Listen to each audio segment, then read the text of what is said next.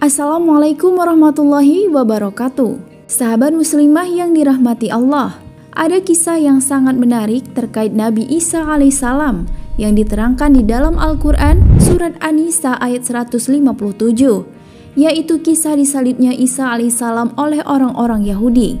Namun benarkah yang disalib adalah Isa putra Maryam? Simak videonya sampai selesai.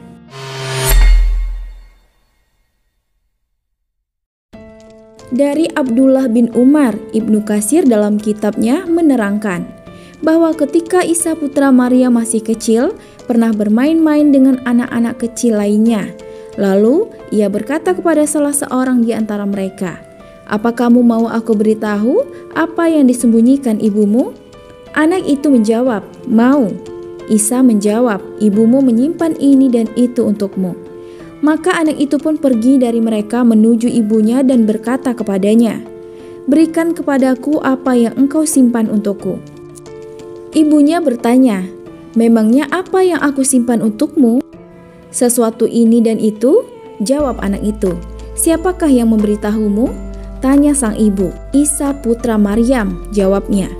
Mereka berkata, "Demi Allah, jika kalian membiarkan anak-anak itu bersama putra Maryam, niscaya ia akan merusak mereka." Oleh sebab itu, lalu mereka mengumpulkan anak-anak itu di sebuah rumah dengan pintu tertutup. Lalu Isa keluar untuk mencari mereka, tetapi tidak mendapatkan mereka. Isa mendengar suara gaduh mereka ada di dalam sebuah rumah. Selanjutnya ia bertanya mengenai mereka, maka mereka menjawab, "Sesungguhnya mereka itu kera dan babi." Maka Isa putra Maryam berkata, "Ya Allah, jadikan demikian." Maka mereka pun menjadi kera dan babi. Hadis riwayat Ibnu Asakir. Dari Ibnu Abbas, ia menceritakan bahwa sesungguhnya Isa mengetahui berbagai keajaiban pada masa kecilnya sebagai suatu ilham dari Allah Ta'ala. Lalu berita itu tersebar di kalangan orang-orang Yahudi dan Isa pun tumbuh semakin besar. Kaum Bani Israel mencarinya, maka ibunya mengkhawatirkannya, sehingga Allah Azza wa Jalla mewahyukan kepada ibunya supaya membawa Isa pergi ke negeri Mesir. Dan itulah makna firman-Nya, "Dan telah kami jadikan putra Maryam beserta ibunya suatu bukit yang nyata bagi kekuasaan kami. Dan kami melindungi mereka di suatu tanah tinggi yang datar, yang banyak terdapat padang-padang rumput dan sumber-sumber air bersih yang mengalir." Surat Al-Mu'minun ayat 50.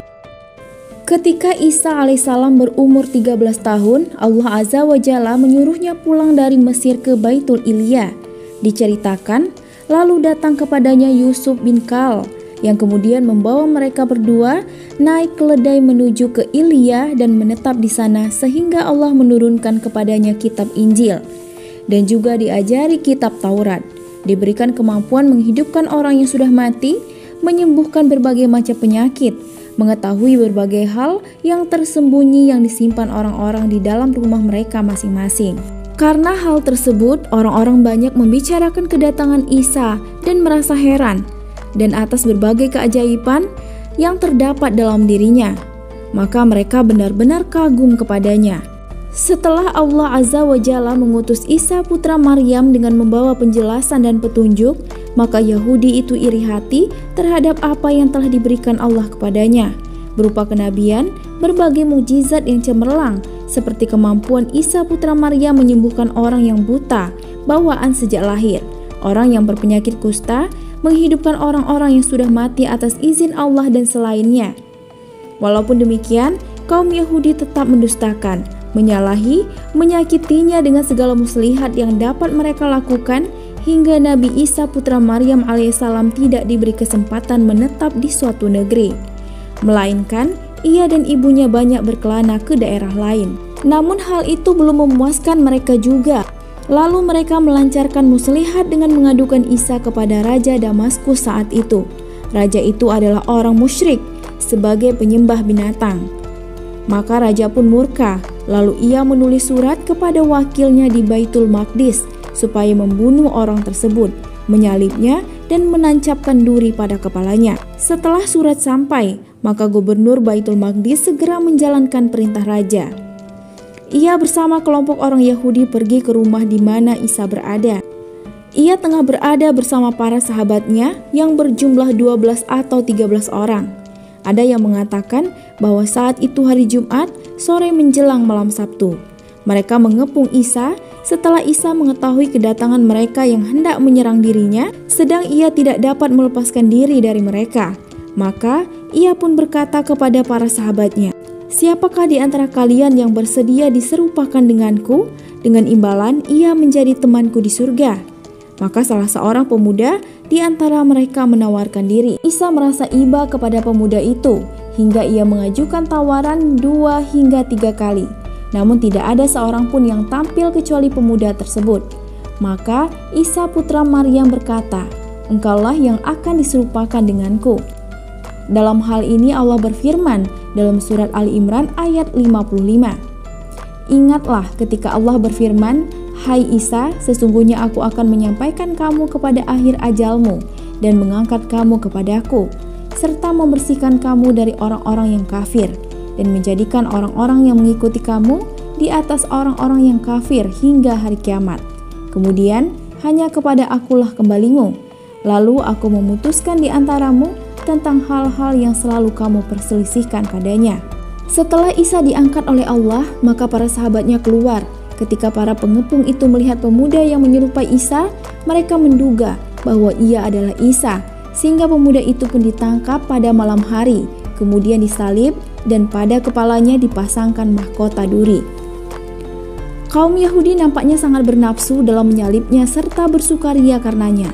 Beberapa kelompok Nasrani dengan kedunguan dan kebodohan memberi salam kepada kaum Yahudi, padahal sebelumnya mereka berada di rumah bersama Isa dan juga menyaksikan pengangkatan Isa ke langit.